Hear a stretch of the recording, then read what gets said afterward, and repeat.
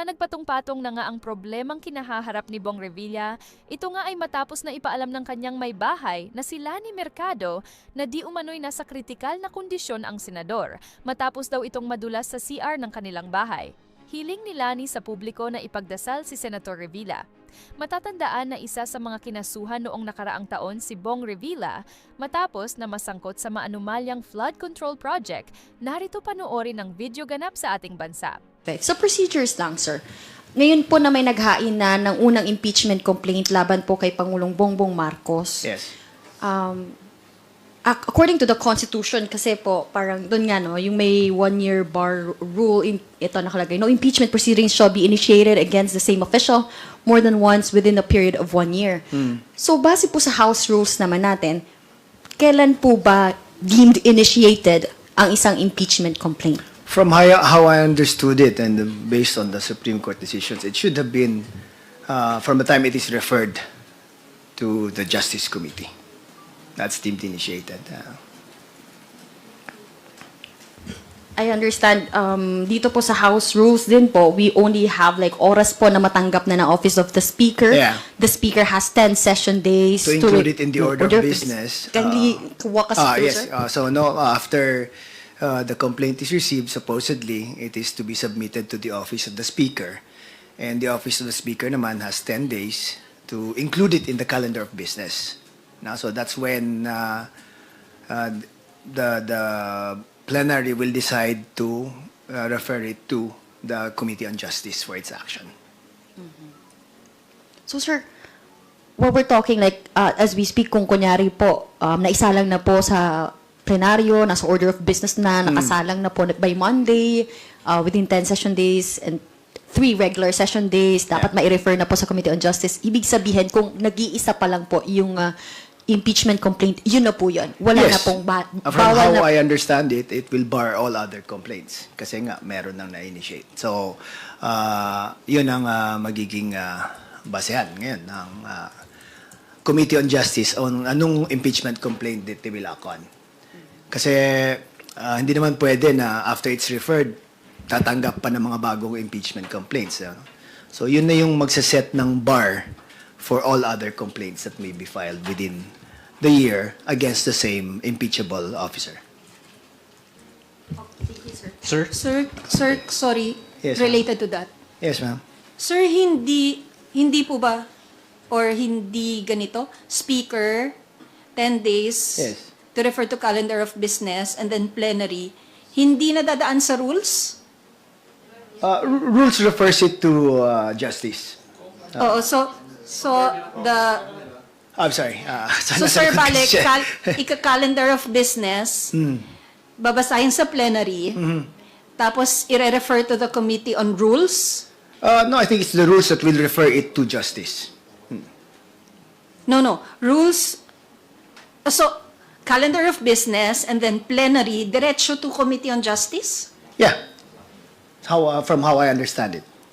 Because Kong Luisro mentioned the rules being in the process. Because the Committee on Rules, they're the ones who are the majority leaders, di ba? Sila yun. Sila yung pumapasa kung where it is going to be referred. So, since na calendar of business na, sir, ibig sabihin dumaan na sa rules yon. When you say dumaan sa rules, what do you mean? The rules do not have to act on an impeachment complaint. No, I mean sa referral. Sa referral. Well, the Refer- referral, it can only be referred to one committee under the Constitution, and that is the Committee on Justice. Yes, sir. And the plenary will do that. Yes. Okay. Okay, next question natin from UNTV. Sir, alam naman natin na ang nangunguna sa House Committee on Rules ang presidential son, Yes, ma'am. si Congressman Sandro Marcos. Hindi ba yun magkakaroon ng conflict of interest dahil ang impeachment complaint ay against his father, the president? Well, in this particular case, I think there is no choice for him because it really says that it has to be referred to the Committee on Justice. So even if he is the majority leader and even if the impeachable officer that is complained of is his father, wala siyang magawa because ang procedure talaga is that after it is included in the order of business, then in 3 days it has to be referred to the Committee on Justice. Okay po. Nabasa niyo na po ba yung, na-receive na po kayo ng kopya ng... Yun ang wala pa until now. Wala kaming kopya of the impeachment complaint that has been filed. In fact, when we were at the AIPA event kanina, nakita ko lang from Facebook and other social media na may impeachment complaint nga na file. So the statements that we released was that we will act on it accordingly, no? In accordance with what our rules state, what the Constitution says, and of course, the decision of the Supreme Court, no? And we're also hoping that there has to be a resolution on the motion for reconsideration, no? Kasi isang bagay yan na for me, kung walang action pa on the motion for reconsideration, ang question dito is, do we need to amend our rules sa impeachment? Kasi yun ang sinabi ng Supreme Court. As of now, technically, yun pa dapat susundin namin, di ba? And as of now, hindi pa namin na-amend yung impeachment rules namin. So, that might be another conflict na naman later, di ba? So, sana, it's either they rule on the motion for reconsideration with finality na yun para ma-incorporate na namin in our own rules yung anong sinabi nila sa decision nila. Gab? Sir, follow-up lang din po dun sa tanong. Gabriel Yes. Alba from Inquirer pala. Hi. Ano po bang mga changes yung ine-expect natin kung sakaling yung Supreme Court decision last July is ruled with finality na po? Yung Supreme Court decision naman primarily deals with the third mode, no? Yung anong gagawin kung one-third of the members or more than one-third of the members endorse the complaint. Kasi before, kung basahin mo yung pag one-third yan, diretso na yan to the Senate, no? Pero ngayon, parang may gusto si Supreme Court na parang may due process pa, no? Na idaan pa rin sa sa Justice Committee, which is, for me, marang paulit-ulit no? Kasi supposedly, hindi na kailangan nga yung justice if there's one-third, di ba? Yet, if one-third endorse it, you still have to refer it to the Justice Committee. So that's how I understood it. And for me, mas mabuti kung pagdesisyonan nila yung motion for reconsideration para may finality talaga ang decision na yan. Eden Santos of Good afternoon po, Kong Eden Santos from Net25. Okay. Hindi po pa parang nag-overlap or parang nangihimasok yung Supreme Court sa trabaho ng Kongreso pagdating po dun sa binabangkit ninyong parang kailangan may idagdag or baguhin i-amend dun sa inyong rules of impeachment. Actually, can I say this? Yeah, for me personally, I think they did na overreach talaga to ng Supreme Court, no? Because these are our rules supposedly. And as a co-equal body, dapat kami yung mag-set ng rules namin. Sila rules nila. Can we tell them to decide on cases within 100 days? We cannot. Di ba? Can we tell them na these are the procedures that you should follow? We cannot because that is their procedures. And we respect them as a co-equal branch of government. Ang problema dito, may overreach talaga for me. I'm not speaking in behalf of the committee or for the entire Congress, but for myself and as a lawyer, parang hindi naman pwedeng pagsabihan kami kung anong dapat procedure namin. Just the same way as we cannot tell them kung anong dapat procedure nila. So, dapat po kayo mag-stake dun sa umiiral na impeachment procedures ng Kamara. Yun nga ngayon ang problema Kasi nga, there's a pending motion for reconsideration, di ba? Kung napag-desisyonan lang sana nila earlier, kasi it's of grave importance yung issue na yun di ba? Because they know that in a year's time, most likely, another impeachment will be filed. So anong dapat susundin, di ba? Is it our rules? Or is it their decision, which is still the subject of a pending motion for reconsideration? Di ba? So, sanang alang naman, binigyan din sana nila ng konting importansya po na pagdesisyonan nila. Everyone's waiting din Not just House, not just the Senate, but the people are waiting kung ano yung outcome ng kaso na yan. Isang tanong. Sabi niya po kanina, kapag na-initiate na yung impeachment complaint, wala na pong dapat na tanggapin pa. Kasi parang isa ito sa naging Yes. problema din nun, sa impeachment complaint kay Bifi Sara. Meron pong press release ang Makabayan Black, parang meron silang ifa-file na sarili nilang impeachment. Ano po yung pwedeng i-advise? May i-file na ito bago pa ma-initiate yung first? So, Once the first one is deemed initiated, it will set a bar, no, for all other impeachment complaints. So they have to, if they intend to file an impeachment complaint, they must do so at soon as possible time para di pa barred by the one-year bar rule. No? Kasi kung nasimulan na yung isa, wala na talang matanggap na impeachment complaints as far as the same impeachable officer is concerned. thank you. Thank you, ma'am. Okay. Sa Rappler muna, then balik sa iyo, Gagap. Hello po, Congressman. Sir, so kung may mag-file po ng impeachment complaints prior to the initiation, will they automatically be consolidated into one? Hindi naman consolidated, but I think it will also be included in the order of business. No? So, nandyan na yan sa plenaryo siguro, which one will be referred to the Committee on Justice. Sir, and related lang dun sa question ni Gab. So, sir, kapag yung Supreme Court ruling ba, categorically, will it cause delays ba the lack of a ruling doon sa inyong MR, will it cause delays ba doon sa pag-akto ng House of Representatives sa impeachment complaints that will be filed with the House of Representatives? Kasi sir, 'di ba sinabi niyo yung route naman talaga na subject ng Supreme Court Yung ruling, third. yung third. Ito Yes. naman kung ito dadaan sa Justice Committee, wala naman siyang Yes. impact, but because you keep on mentioning the lack of a ruling sa MR, will it cause significant delays? Hindi naman siguro significant, but the question will arise, no?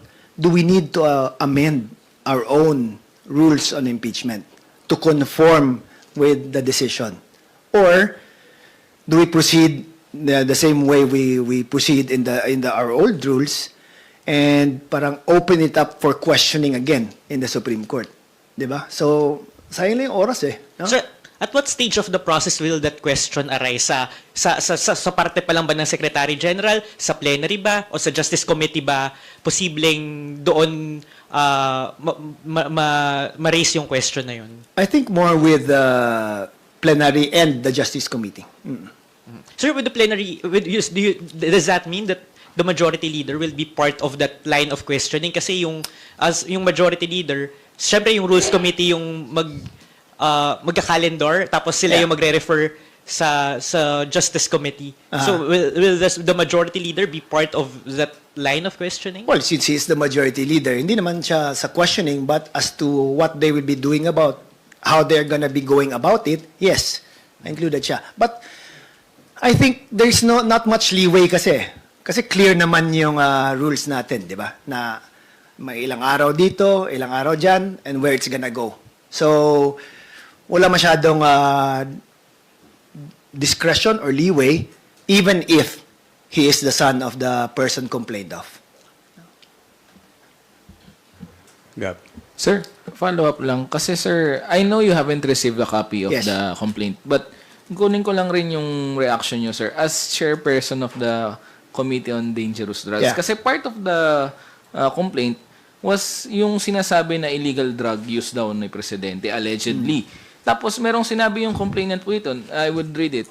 When the person most expected to deny, deflect, or defend instead confirms when the person most expected to deny, deflect, or defend instead confirms the existence of addiction, referring to Senator Amy Marcos, yung sister po ng presidente, the conclusion is inevitable. Respondent has long been plagued by drug use, rendering him manifestly unfit to discharge the powers and responsibilities of the presidency.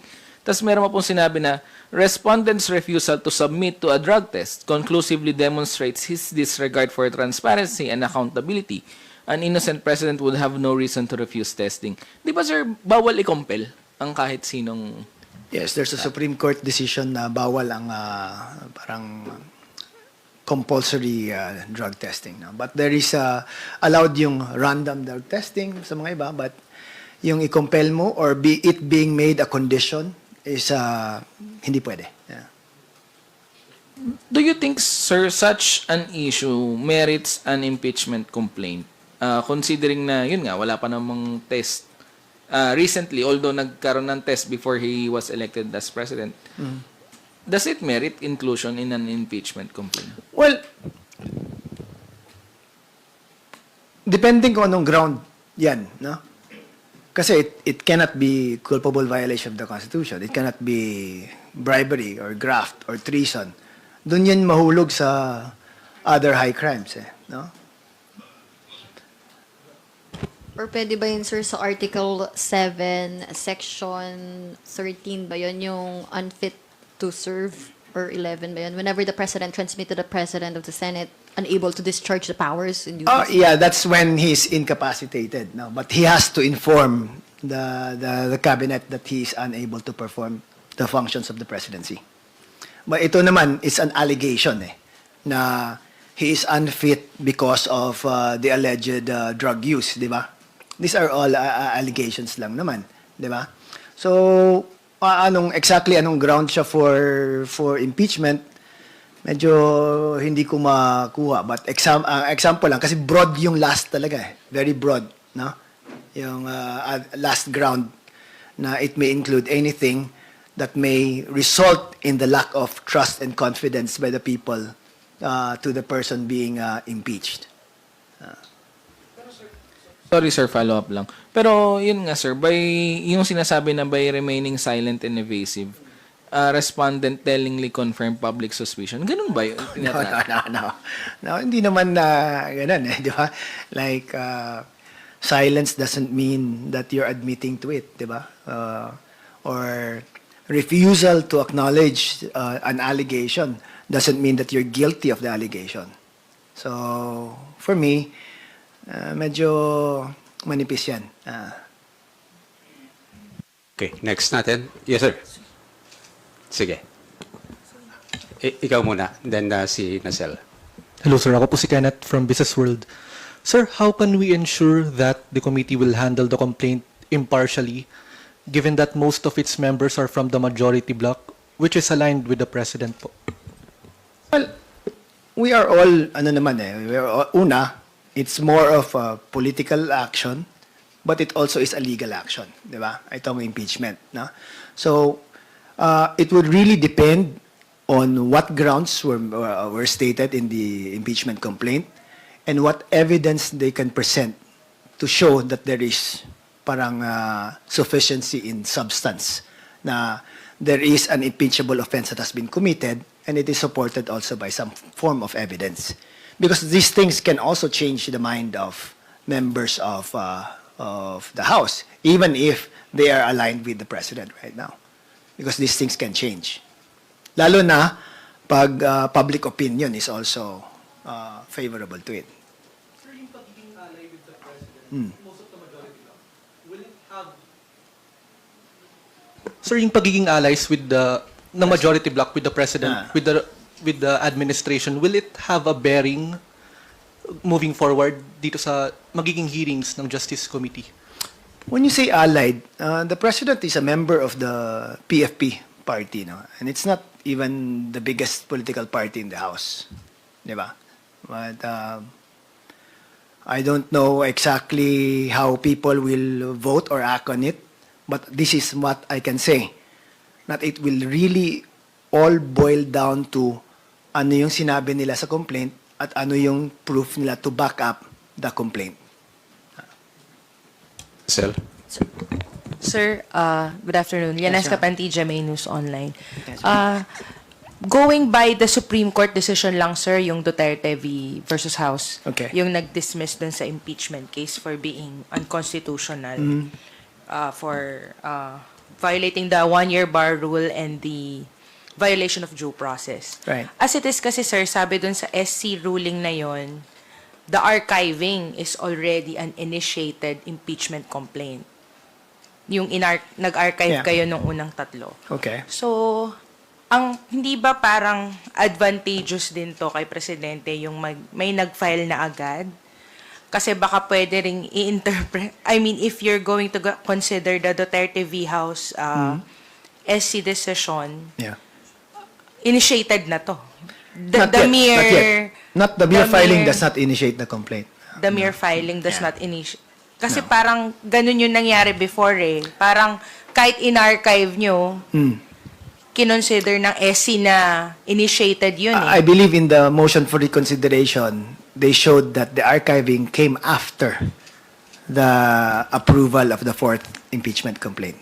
O yun nga. So But- meaning, but- ang inaksyonan muna is yung fourth bago in-archive yung tatlo. So meaning, one did not did not, yeah, bar but- the other. But you stated that in your appeal, but the SC is yet to rule on that eh, di ba? And On it's the precisely appeal. why, as I said kanina, na it is of paramount importance sana that the Supreme Court rule on the motion for reconsideration so that we can have some form of finality as to how to go about impeachment complaints. Kasi alam naman nila na February parating na eh. Di ba? Alam naman nila, they had a year to study it. And they had a year to discuss it. And they know the importance of that particular ruling. Yet until now, wala pa rin tayong natatanggap na decision ng Supreme Court. So sir, given that, Yes, na yun nga, hindi maliwanag eh kung kailan ba nag-i-initiate with the Duterte v. House SC decision. Kasi iba yung argument nyo, iba rin yung sinasabi ng Supreme Court. Yeah. So, would you say that the House should instead wait for the Supreme Court ruling before acting on any impeachment complaint? No, we cannot wait for the impeachment for the Supreme Court ruling. We have to act on it based on the existing rules that we have. Existing rules, not the SC decision. Well, on the the SC Sara decision is referring to the third mode. Mostly doon okay. sila. Ito naman, if it goes through the first and second mode of filing the impeachment, it goes through the Justice Committee. And in Justice Committee, we always comply with the due process because the respondent will be informed, she will be given a time to answer, we will hear on it, and then decide as a committee. So you don't, for the record, sir, so you don't see this complaint as something na final lang ng alay din ng presidente para mapigilan yung future impeachment Actually, complaints. You don't see that. I haven't seen the complaint kasi, no? Kasi doon mo yan makita din kung how it was made, 'di ba? Kung is it just made to set the 1-year bar rule ba, 'di ba? O para ma-dismiss siya or something like that. Now, that would really depend on the contents of the impeachment complaint that has been filed. And again, going back to the doon din mag-matter kasi kung what has been initiated, no?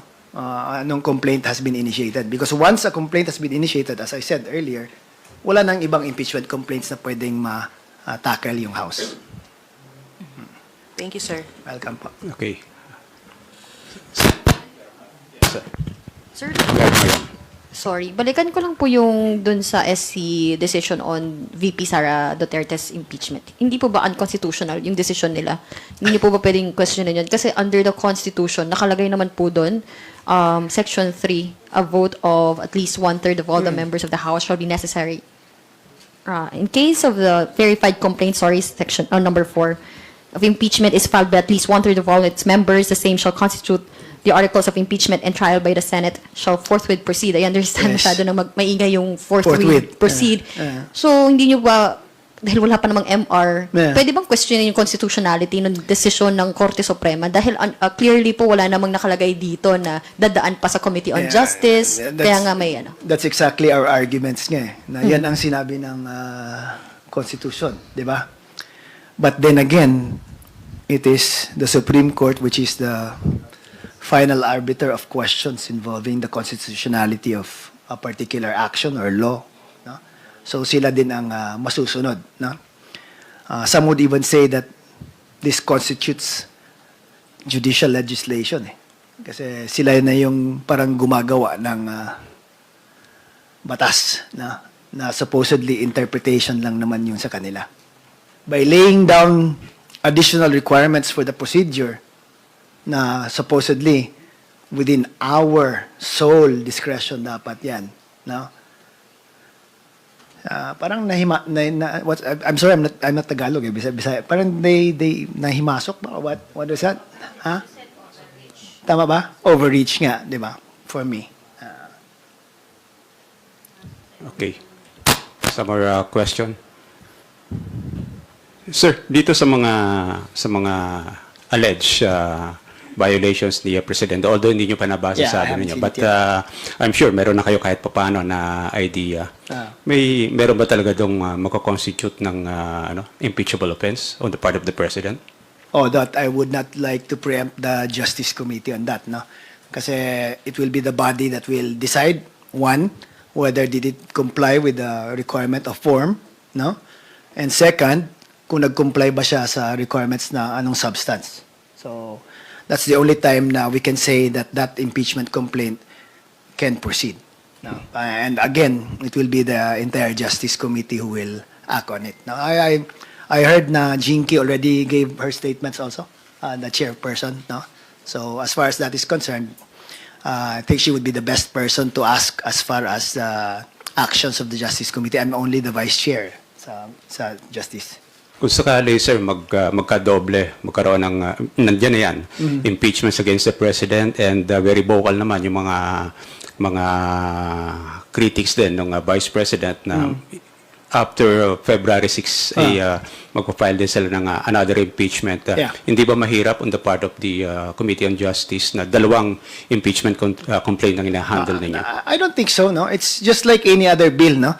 Dami namang bills na fina-file that is referred to the Justice Committee, and just like any other thing, we take time, no, in processing each and every bill that is filed.